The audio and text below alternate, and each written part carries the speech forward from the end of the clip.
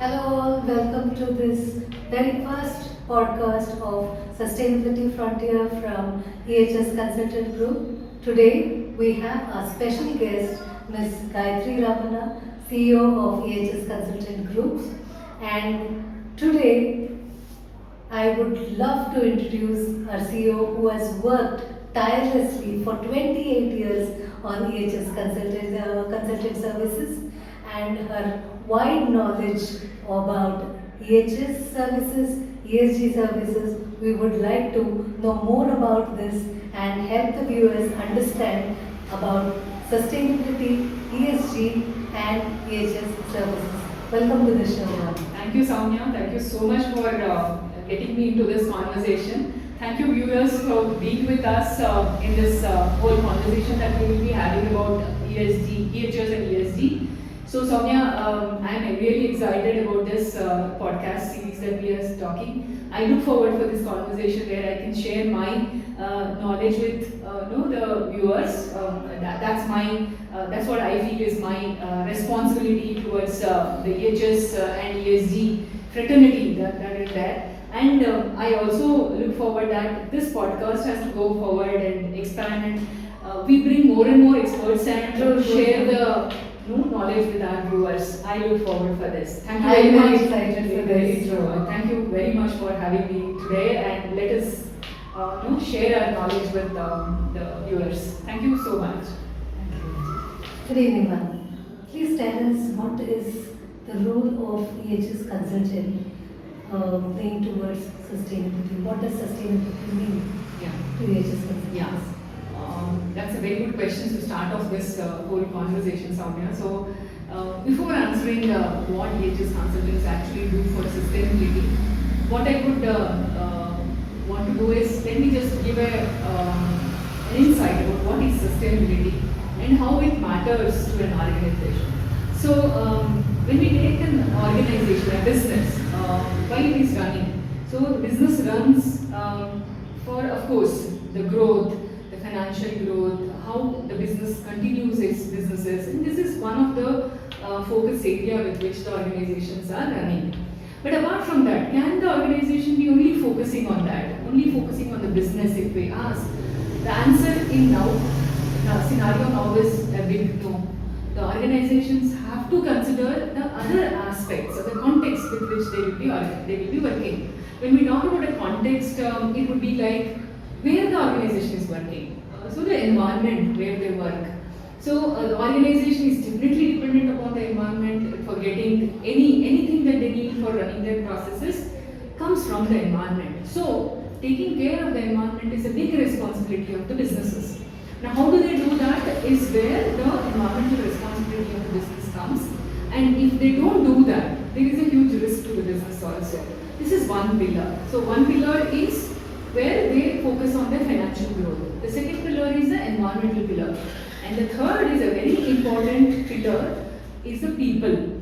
Now, when we talk about people, there are people who are working for the organization. The organization is very much responsible for that. The people who work for them, they have to take care of them, protect them. Another set is the people who are outside the organization, the stakeholders who are outside, like it may be the vendors who supply for them, the suppliers are there, the customers are there, or the whole community which is around the organization becomes a very important part of the organization. So when the company has to be sustainable and grow and run for a longer period, taking care of these three pillars becomes important. That's what we now call as the triple bottom line of an organization. So only focusing on profit is not okay. It's a big no now. So they have to focus on the other two pillars like environment and people. So when organizations work on all these three pillars, there is a balanced approach of an organization. So definitely any business cannot say I don't do any pollution to the environment. There will be pollution. There will be impact on the community, on the people. So how effectively they run their business so that the risk of these two pillars are managed is what is sustainability in simple terms, I would say. So how this has to be done? Telling theoretically is very easy. Take care of environment and people. How this has to be done? That's where EHS consultants comes into picture. What we do is we assess, what should I say, maturity of the organization. What is the readiness of the organization towards sustainable development is what we analyze, and then we guide the companies through strategies and how they can move from wherever they are. They might be in the maturity cycle, they might be at 25%, 30%, whatever the level they are. From there to move towards a better performance in sustainability is what EHS consultants do. So we do a maturity assessment, and then they analyze where the companies are, as of now, where is their status quo. And then from there we move into how we can modify their systems. There will be systems in the companies. We cannot say that systems doesn't exist. There will be systems. How those systems can be aligned with the sustainability requirement, we analyze that. Then we develop their systems. We handhold the companies for implementing the requirements. We do capacity building of the cross-functional team members, also the top management. And then we take it as a journey. It's not that sustainability, we get some certification and it is over. It's not like that. It's a journey which goes on year. So that's where we are with the companies, handholding them, being with them as their sustainability partners, and giving the solutions to them. That's what we do for sustainability.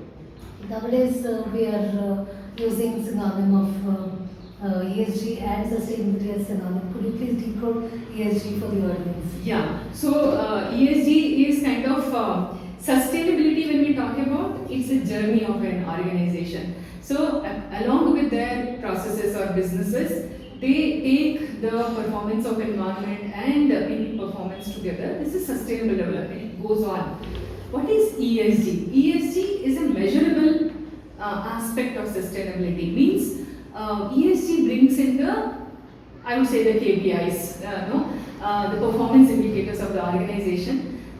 So if you think about it, if you don't measure, if an organization doesn't measure or monitor their performance, they will not be able to improve it, because we don't know where we stand, what we need to do. That's where ESG comes into picture. So the ESG brings in the performance indicators of the three pillars: environment, social, and governance. So, for example, in environment we have indicators like energy, then water, then materials, raw materials usage, then we have waste related KPIs. So these KPIs brings in what is the performance of an organization, how are they moving towards sustainability, or there is a huge impact on the environment. If there is a huge impact on the environment, what they need to go to become more sustainable is what is decided through this performance indicator. Similarly, we have social pillar, where what are the indicators that shows the performance of the company, how the company is taking care of their own employees. For example, there are indicators like well-being, employee well-being, or labor practices, human rights practices of the company, or working conditions of an organization, the safety of their work environment in the organization. These are the performance indicators of the employees related. And then of course for the community, what industry is doing for the community, what industry is doing in their supply chain, all these things comes as a performance indicator under social. Now governance is a pillar which is like an overarching of all the three concepts of sustainability. Means how the company is being run, what is the decision makers perspective of sustainability. Is all these indicators what we are talking is a part of the business decisions that are happening at the top level. Now how do they take care of their internal policies, what is their internal control systems, how does the organizational governance take care about maybe cyber security or information security of the all stakeholders. All these are covered under the governance pillar. So what we talk about sustainable development is a journey, and ESG brings the measurables to that journey. That's what is ESG for organizations. Yeah, we have heard a lot about ESG. The social media, it is being posted, and people are talking about ESG, and they are talking about giving consultancy. How is ESG or your EHS consultant group unique from the others? What new is important Yeah. is EHS consultant Yeah. given? Definitely, I want to bring this uniqueness in this conversation, what we do, very unique. So, if you see when this whole journey of ESG started a few years back, the focus completely was on reporting. Is a company doing a ESG report? Or is a company doing a GRI report? So, the focus was completely on reporting and the data that goes into the reporting. That was the whole focus. But over a period of time, all of us in the domain have understood, and where EHS consultants knew this from the beginning, that only data will not help the organizations. Okay, so there are two things that I want to tell here. Whatever the report comes out from an organization is a disclosure that goes into the external world, like to the stakeholders outside. But if I have to put something out into the public domain, as an organization, they should have internally the systems. Okay, so otherwise, where does the data come from? If you are not having a system in place, if the environmental performance is not improving, we took some data and put it to the report, it will not go for a long period. So that is where the internal systems comes into picture. True. So that internal systems, developing the systems, and as I said earlier, whatever the systems the companies might be having. For example, the company is having a ISO 14001 system. So it is not parallel system, it is a part of ESG. Similarly, they might be having a information security management system already, or ISO 45001, which is an occupational health and safety management system. How do these the processes, the SOPs, the templates they use, the reports that they generate under these various management systems is not isolated from ESG requirements. So where we come into picture as EHS consultants is we exactly align what they are already doing to the requirements of ESG, which is kind of a new requirement that has come up, right? The various frameworks. So we have helped our clients to not only focus on the data and report, we have focused on their internal systems, strengthening their internal systems, and then moving them towards sustainable journey. I'll give one example of one of the client with whom we work, where we have helped in their business continuity, I would say. Why so? Because there was a requirement from the client that the company should have a EcoVadis badge, and there was also a requirement that they should get so and so numbering and the scoring. They had to fulfill that requirement, otherwise in the next cycle there was a question mark whether they will get a business from that client or not. So this is where we came in. We took about 4 months time with this company, because this company didn't have the regular certifications of environment or safety and all. Then we took 4 months with them. We worked with their cross-functional team members. We developed the policies. We helped them in implementing certain small, low-hanging fruits implementation in energy or water and waste management. So we streamlined all those things, and then we developed their policies for social part. So we could bring in certain things, and definitely they were doing many things, and we aligned it with the EcoVadis requirement. And at the end of it, after we have submitted the thing, they got a rating of 65. Wow. Yeah. So this is one way where we make a difference to the client. Not only just taking some data with them and putting it into the portal, we facilitate them. We work with their not only EHS team. We don't work only with EHS team. We work with EHS team. We work with maintenance. We work with facilities team, procurement team, because all the sustainable procurement is a very important part. Right. So this is how we make a difference in ESG. I'm sure That's you uniqueness of EHS consultants.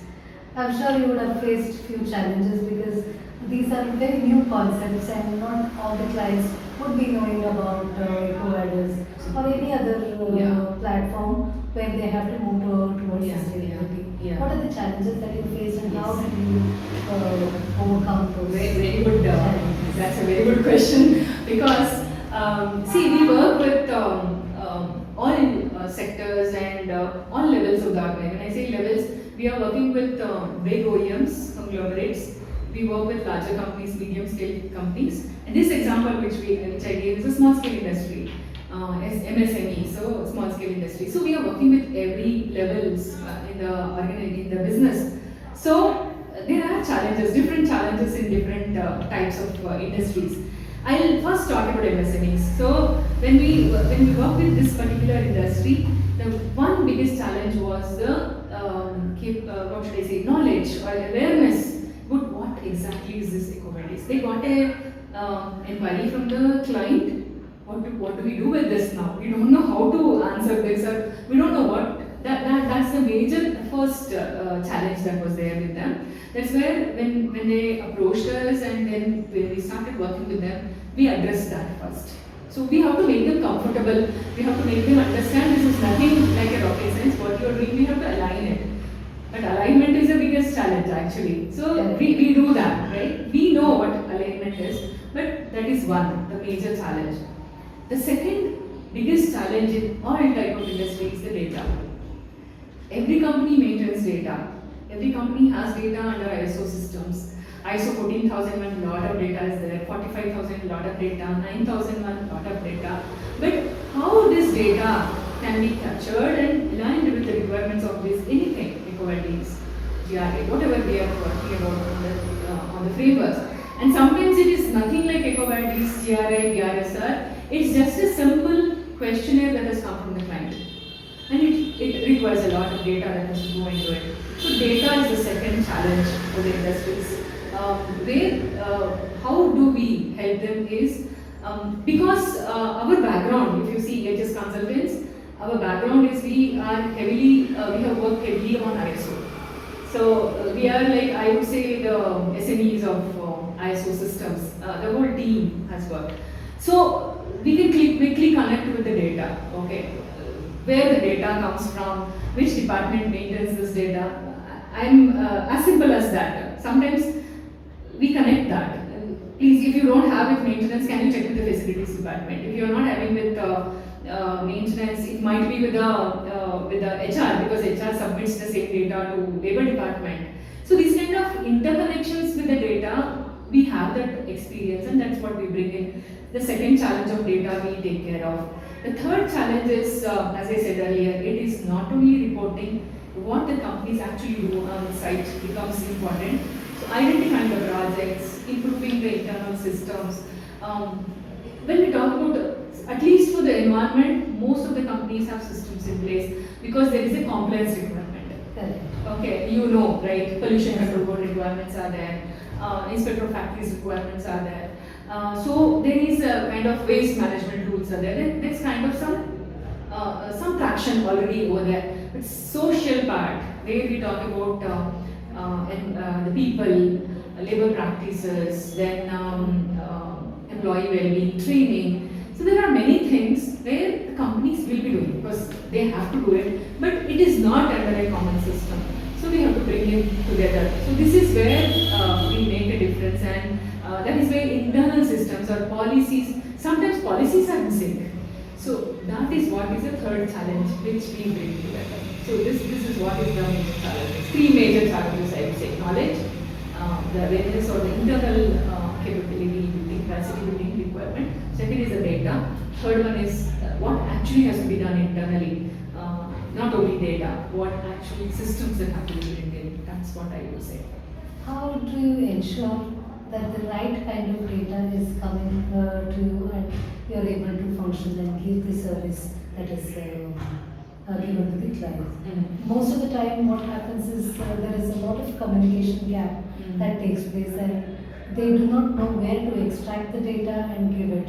It is not that they do not want to give, but there is a lot of communication gap. How EHS considered to bridging that gap to effectively get the data that we want and give the services effectively. Okay, so the second challenge what I said about data, right? Yes. So it's a huge challenge actually speaking, because my team, when they work with the companies, this is the major thing. See, when we talk about maybe EcoVadis or BRSR or sustainability report, what comes out is people think there is a framework already. What is so big in just filling up the information into it and preparing the report, right? EcoVadis, many times the client asks, we will give you the data, you have to just put it into the portal. What is it you are doing over there? So this True, is a very big true. question that comes, right? Correct. So you have that experience now. So it is not that. It's not only It's not as simple as it is. as simple as that, Sure. right? Or So- whatever they say. That Absolutely. yeah, you just put it in the Excel sheet and it is It is done. coming. It's not so. Correct. Because I was telling, morning I was speaking with the team, I was telling, the quality of the input you put will tell you the output. Okay? True. If the data that goes into the input is weak or wrong, we get a wrong output. For example, we have to do a calculation of CO2 emissions, right? So, when we talk about scope 1, scope 2, scope 3 calculation, it's very easy to understand. Okay, scope 1 means everything that you do internal inside your boundary. Scope 2 is your purchased electricity. Scope 3 is whatever you do out of the building or which is not under the complete control. But what actually has to go with? Simple example of diesel consumption in a DG set. So, if the data, the consumption of diesel that goes into the calculation is wrong, then the output, the emissions that calculation that we do is a completely wrong figure, right? So the data becomes important. So how do we manage this is, again I come back to the capacity building. The approach that we take is, the first thing that we do is assessing the, readiness of the company. Where are they, what they are having, where the data is, how they are capturing the data, because many times the clients say we have everything. You have to just take it and put it into the format. But we know that it is not so. It is not so. Yes. Okay. Only when we start looking at the data, Absolutely. that is where we find the gaps that are there. Not everything is in the same. As simple as every month data doesn't come in the same unit. Correct. In 1 month they give in kgs, another month they give in tons, another month they might be giving in some other unit. So as simple as that needs to be corrected. Consistency and uniformity of the data has to be Absolutely. maintained. So that's where we do the readiness assessment, and then we go into creating the awareness among the team. Why we need that data, what is the importance of this data, and how they have to capture and give it. So what we do is we give them a ready template. Of course, if the companies are already having some tools and all, software tools, then it is directly available from the tool, then no problem, absolutely. But when we work with SMEs and medium-scale industries, tools might not be there. It is as a Start from the scratch. simple Excel sheets that we get. So second is awareness to the people. Third is when the data starts coming, we start analyzing the data and give a feedback. This is wrong.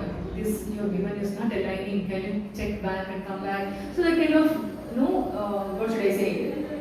To and fro happens between me, my team, and the company's CFD. Lot of hand-holding takes place. Absolutely. And then we get into the calculations and then into the reporting. This is how we manage the data.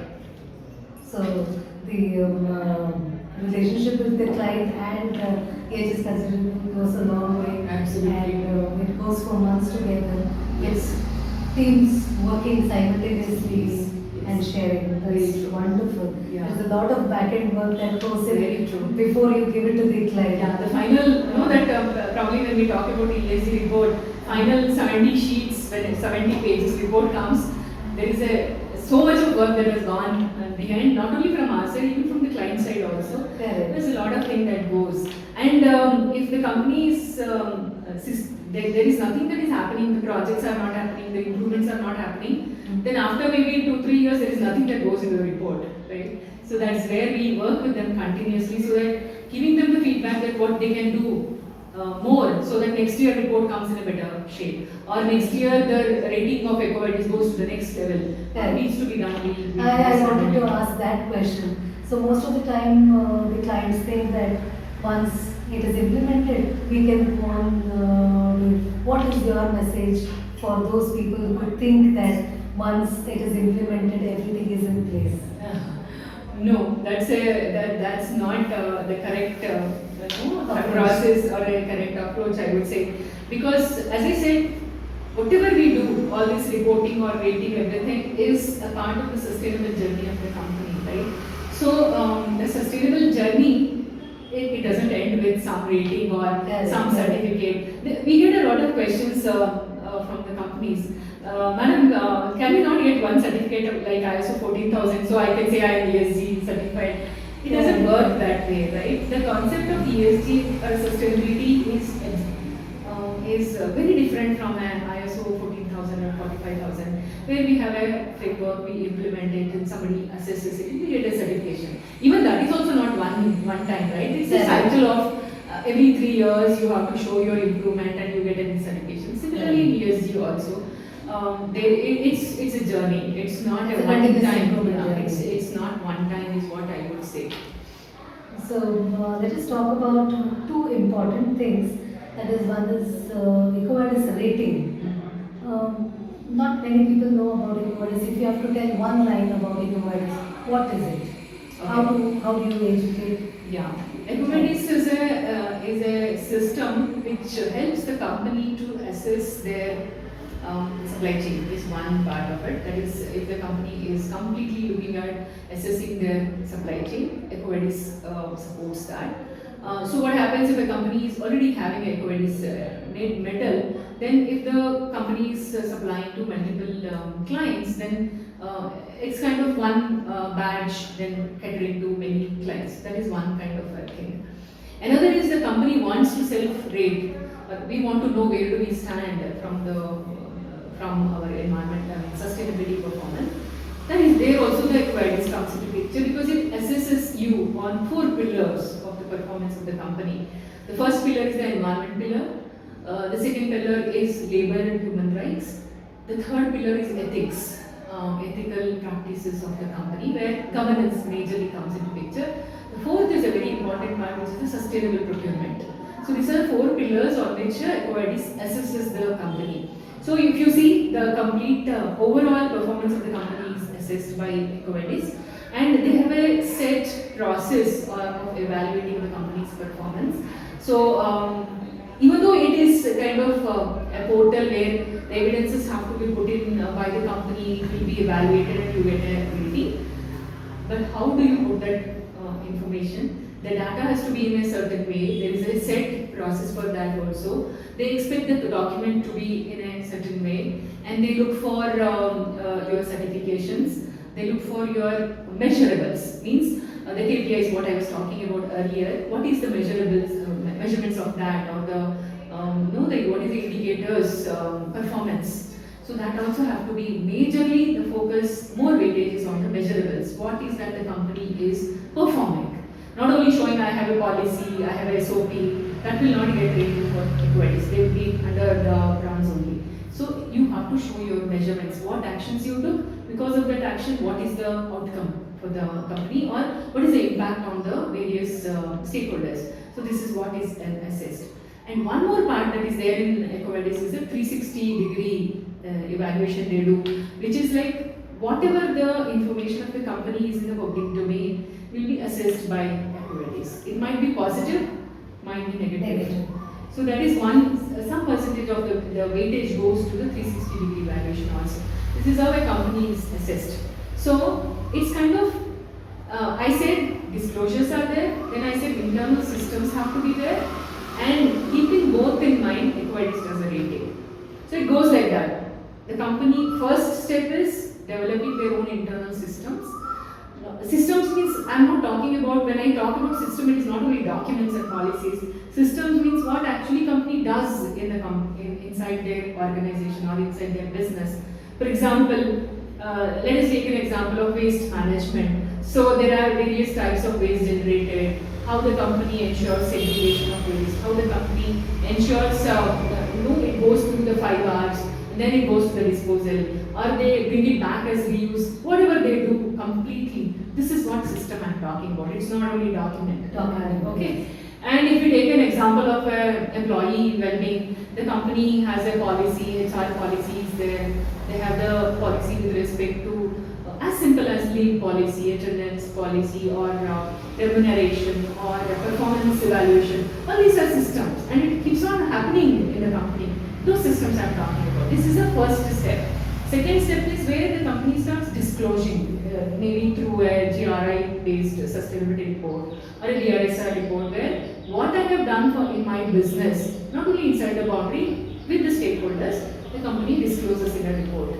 Third level is the rating, where the rating platforms like EcoVadis or There are many other crisis rating is there, the MSCI is there, S&P Global ratings are there, or CDP rating is. So the ratings happen for the company's performance.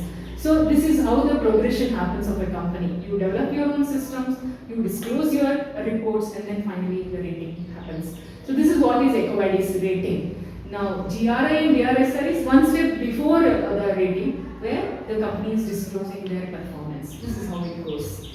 Okay, there are three things that we spoke about: EcoVadis, BRSR, GRI. How does the activities that they are carrying out or the measures that they are taking would combine the effect on all the three areas? Okay. So let me more clearly, if I would want to ask, how would you subtly differentiate between the EcoVadis rating, BRSR and GRI? Okay, I'll answer that. So as I said, three levels for an organization. First level is your system. The systems, if I have to give an example for system, for environment, a company is having ISO 14001. They are following ISO 14064 for emission calculation. They have another, there is eco-label related ISO certification. So there are many certifications. So if they are having, that is their internal management system. I'll give an example for social also. So social, if we take AC 8000 is there. If a company is having a AC 8000 system and certification, so that means they are having some system in place, management system in place. Or ISO 45001, which talks about occupational health and safety. So that's a system they are having. So these are all internally for the businesses what they put in place, so that the business runs smoothly. Right? So the next step is the company's thought comes from, okay, I am having systems now internally. How do I let my stakeholders know what I am doing? Okay, so maybe a customer who is buying a product from the company doesn't know what the company is doing internally, if they are not doing that better audit and all. So what happens is the company might be doing wonderfully for the environmental performance. The client is not knowing, or for matter community is not knowing what they are doing for environment protection, or maybe biodiversity related they might be doing something. So the others are not, the external stakeholders are not knowing about it. So how do I make, as an organization, how do they make the stakeholders know what they are doing? That is where the disclosures come. So whatever they have done internally, they start putting it into the public domain. How do I put it? I need a framework for that, right? So either because haphazardly if I put the information, it doesn't make any sense. Sure. So I have to tell overall, for environment, this is my performance. I am at maybe orange level or yellow level and then green level, whatever it is, I have to showcase that to the external world. That is where BRSR, GRI comes into picture, because they give a framework to the organization to disclose what they are doing. For example, if you take BRSR, there are 9 principles that has to be disclosed. Then there are BRSR core, which gives a performance indicators which the company has to disclose, right? So all these gives a company a framework. So in that framework, you disclose whatever you are doing. So it comes to the public domain. They prepare some report. One more thing that company do is they get it assured by a third party. Means whatever I have put in my report is the correct data. This is correct. It is coming from a proper source. The company is not just putting like some that. numbers Yes. or putting some statements. It's not like that. Somebody, a third party, who has a license for doing this assurance from the international organizations, they do the assurance.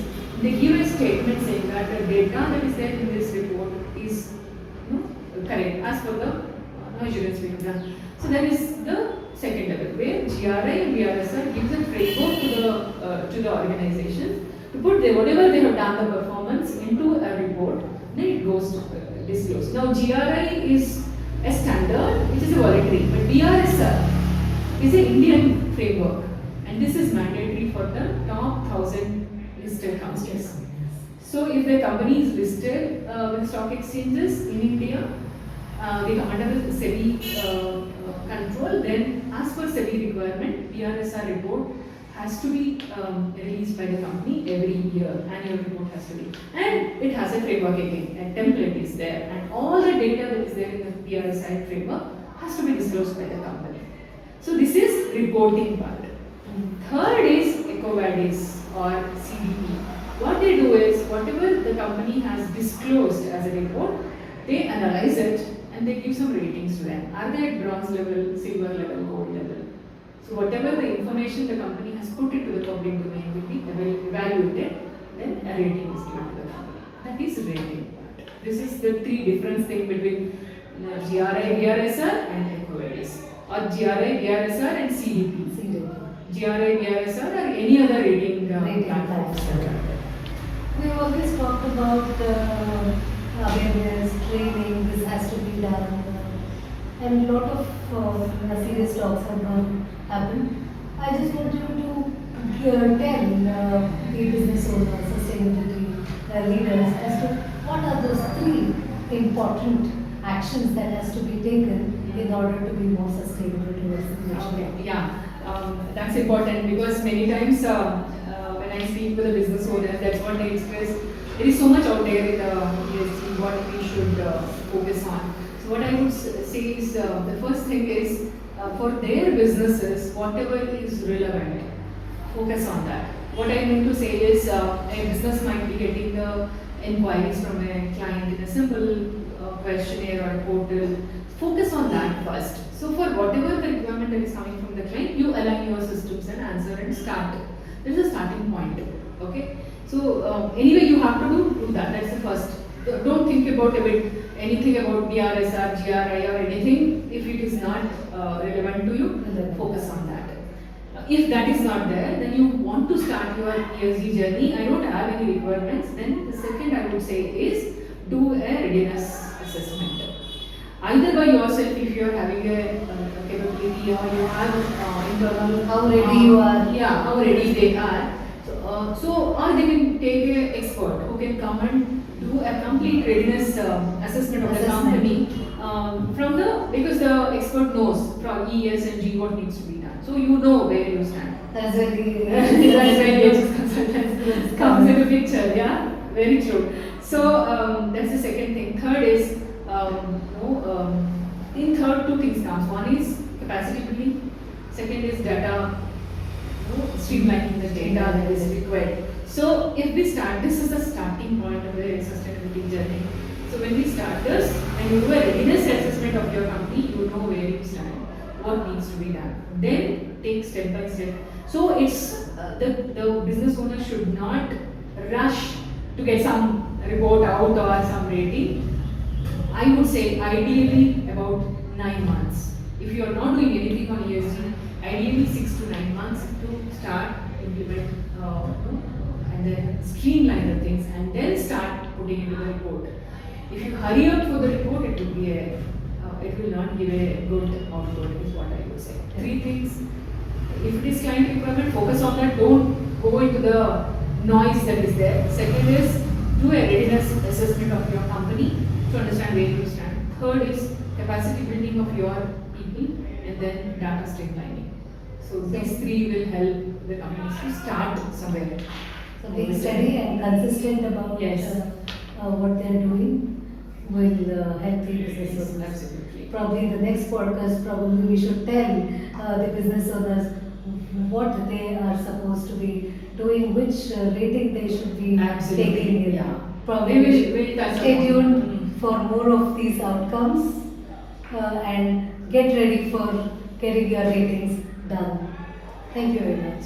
Thank you, Soumya. It was a very engaging conversation. I got to know more of things. Yeah, I completely loved sharing all this information with you and of course with the viewers who will be looking into this podcast. So thank you very much to all of you and definitely look forward for more conversation from our side. Thank you very much. Thank you all the viewers. Keep tuned to this channel. Thank you.